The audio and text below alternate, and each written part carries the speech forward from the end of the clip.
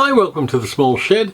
This week on the Cyclekart we get to see if all the work over the last 18 months has been worth it. See you in a minute.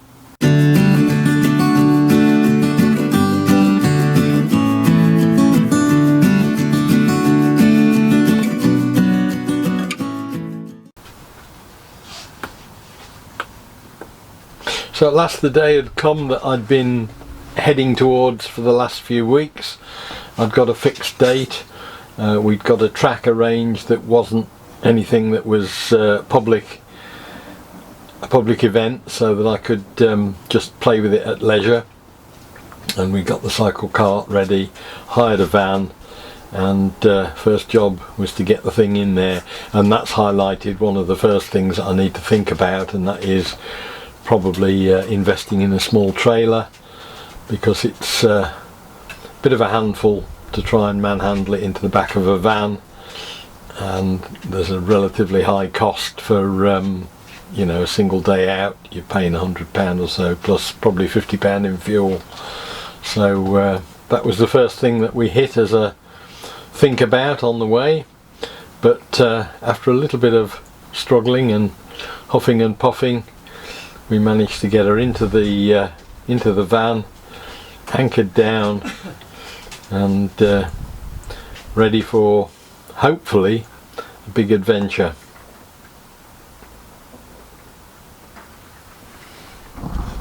Morning, it's 6:30 in the morning, 12th of July. As you can see, we've got the van organised and we're just setting off to Western Zoyland to see if we can have a day's running with the car for more than 5 minutes at any rate. There's one problem I've already found straight away when I was loading it last night, and that was that the steering arm that comes out through the cowl, the shroud on the cowl, is binding somewhere. So at the moment I think it's only capable of doing drag racing because it'll only go in a straight line, but that's a relatively simple thing to fix. I bought some files. If the worst came to the worst, I could take the cowl off and leave it off. I think it's something to do with the fact that I set everything up when it was up on blocks, and now it's not. When it's on the ground it was starting to catch, but I've got stuff with me, I can do that. That's probably the first job to fettle in the morning when we get there. But battery's fully charged up, so we'll see how we get on with a day down in Somerset. The weather looks reasonably fine at the moment, although rain is forecast, but I don't mind the odd shower. It's just if it was like yesterday when it was absolutely hammering it down most of the day, that wouldn't be any fun at all. But I think the weather looks set fair, so we'll see when we get there.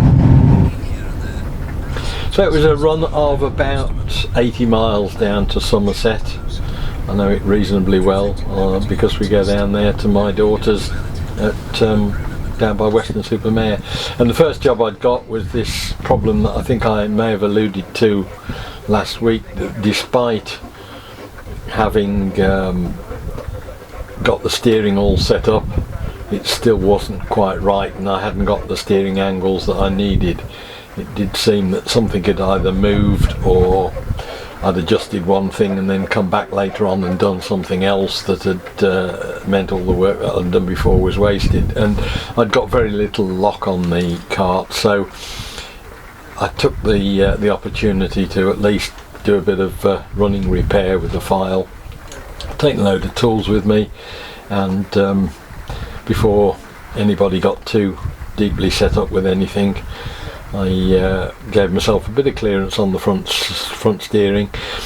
It's still not anywhere near what I think it's got potential to have, but it got me through the day. It got me around corners without going straight on, and it was first, if you like, in a long list of things that will need to be done. Having got that done, there was a little drivers meeting that they have with the marshals, and the clerk of the course effectively to make sure we're all behaving ourselves and understand what's going on with regards to safety and everybody else's well-being.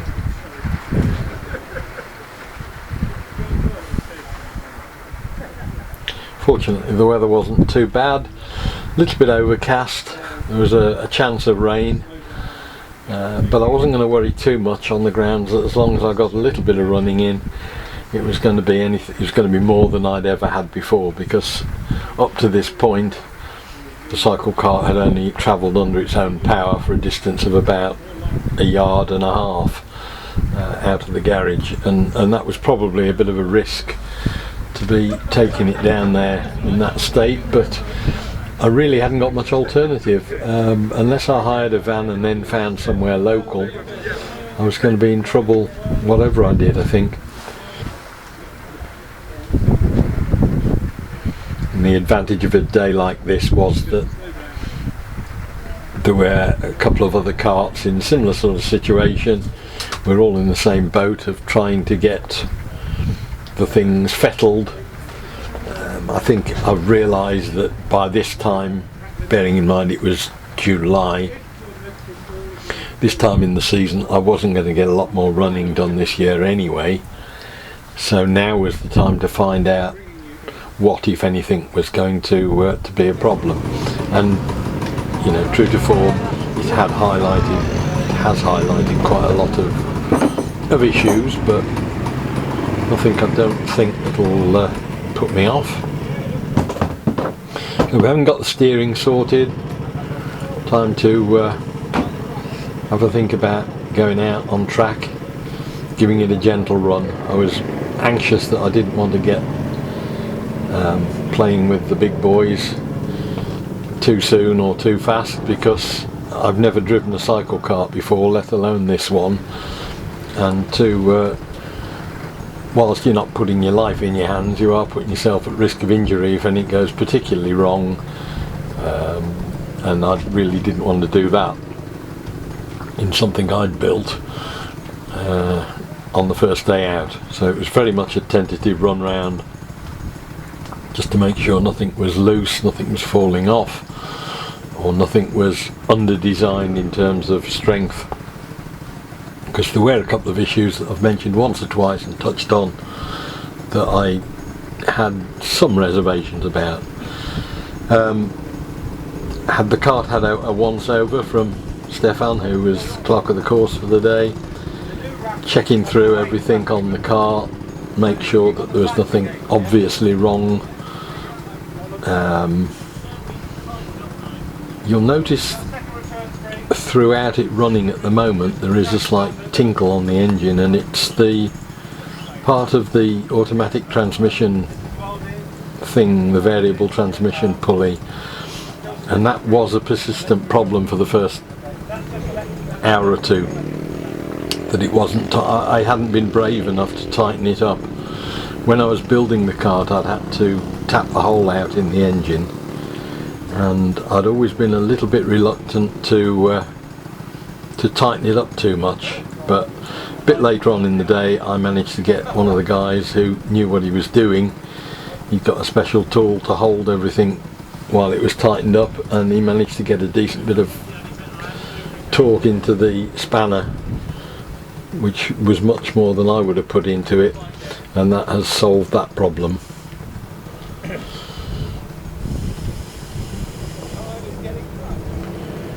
You'll see in the background there's one just coming in that's in similar sort of state. A couple of them that haven't got a lot of the work complete on them as yet, and there's a couple of them that are well known and quite frequent flyers around the track and are much more powerful than I. This was the first abortive attempt out. I'd got up to the point where it was due to go onto track and started to have this problem with the variable transmission cover rattling. So I'd, rather than go out with that likely to fall off, brought it back in just to start and tighten that up. But as I say, that was the first of a couple of attempts before it got really properly sorted.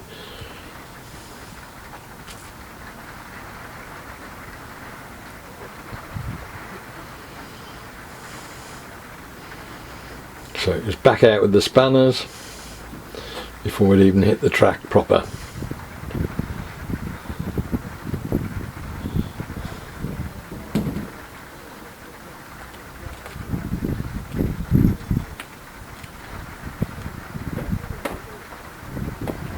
You can see how loose it was.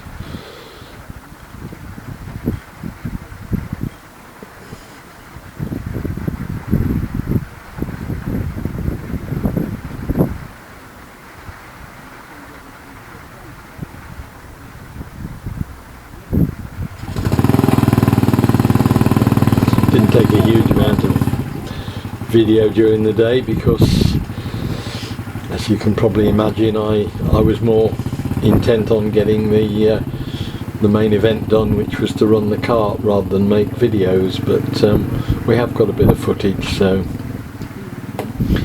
see, we've just thrown together whatever I can. So TAV back on, sorted. Variable transmission. It's just like a pair of belts like the DAFs used to have, that the pulley tapers, and as they accelerate it pulls the belt in and out, and it gives you different ratios on the back.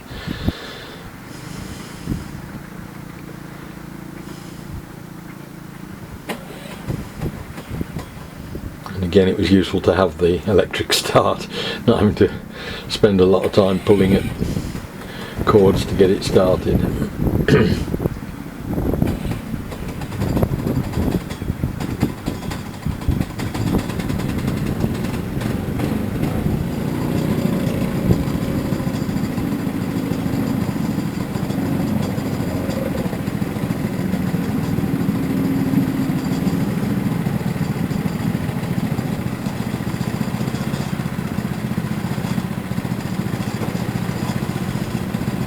Gloves on, which was something I'd not done on the first little run out towards the track, and skinned my knuckles on the cockpit already, so that was yet another lesson learned. We've got to clear the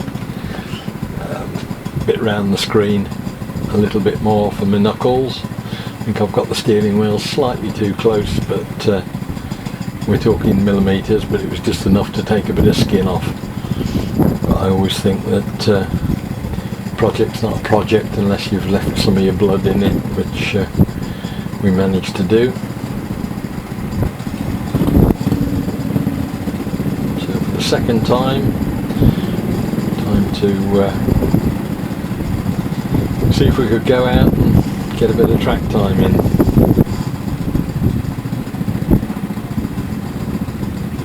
And again, reverse is a useful thing to have, because otherwise you're leaning out the back like in a wheelchair pushing the thing along.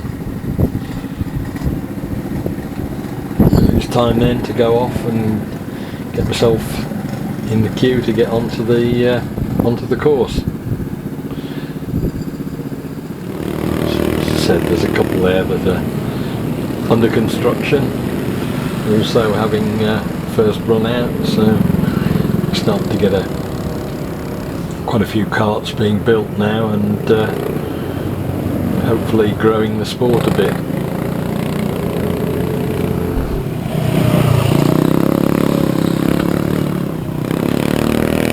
So having got the go ahead to get onto the track, I was flagged out into the traffic, where I could then become a road hazard at travelling at slightly less speed than the rest of them. But thankfully there were quite a few places where you could pass.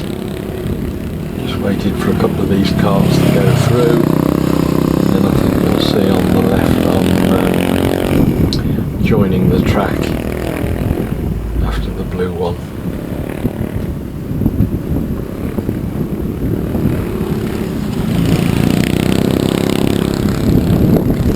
very tentatively, and again, partly because they're running on governed engines that will rev higher than mine, but also because, well, whilst I wasn't petrified, I was somewhat apprehensive. As I say, never having driven anything like this in anger before. But it didn't take long for the adrenaline to start going and start enjoying it.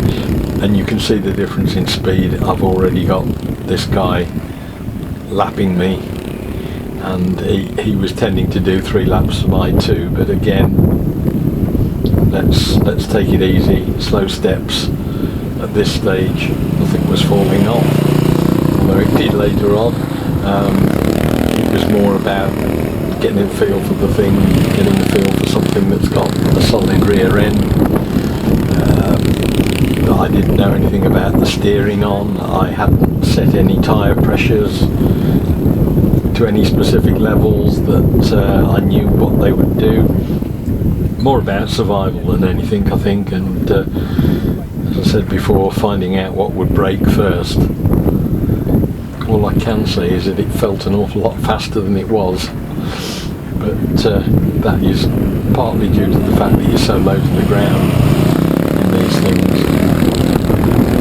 I'm sure once you've got a feel for what they will and won't do, you can get steadily braver and braver. I'm sufficiently far down that I don't think it would be that easy to roll it, but I have seen a couple of instances where they've rolled these things, so you've got to be a little bit careful. You could slowly start to build up speed, but as you can probably tell from the camera, at this point it was just starting to rain a bit, and so I had to curtail the run at that point, and then went out in the they had a 24-minute run as opposed to a 24-hour run, and I started that and got about 9 laps into that, and then had a little bit of a problem. As I say, I wasn't filming much, and I didn't film the endurance race, but as you can see, the tank support has broken, and I got black flagged off because the thing was tipping petrol out all over the engine, which wasn't the best thing to have on the track. So that pretty much curtailed the event for me for the day, but I learnt an awful lot from it. It could have been worse. Chris, one of the other fellow members, had a bit of an incident and rearranged the front and the rear wheel of his. So it's it can be quite combative once you know what you're doing, and you can put your foot down a bit.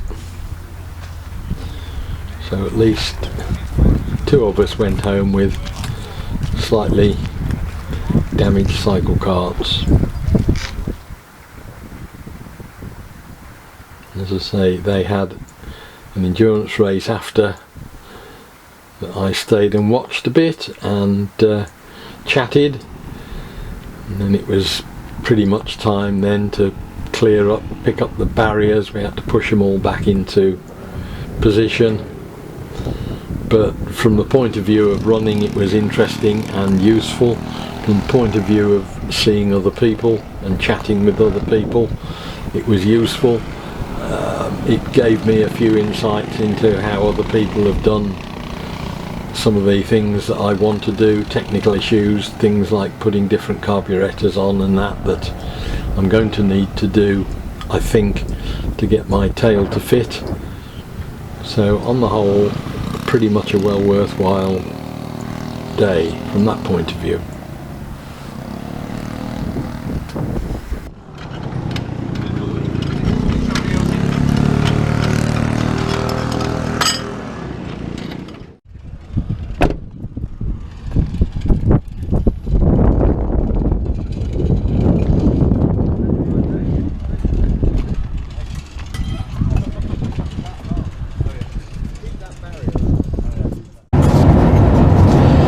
Well, it's 10 to 5, just packed up and on the way home. I've got a warning light on the van, but that's gone out when I stopped it and started it again, so I don't know what that was about.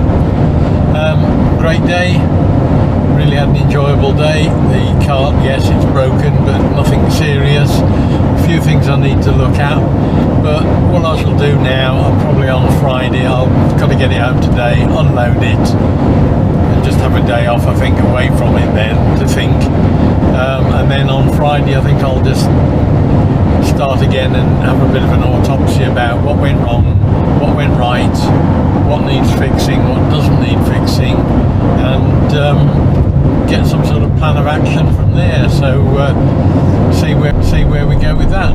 So I hope the video was of interest. Look forward to seeing you next time. We'll be doing something different on the Cyclekart. I'll see you then. Bye.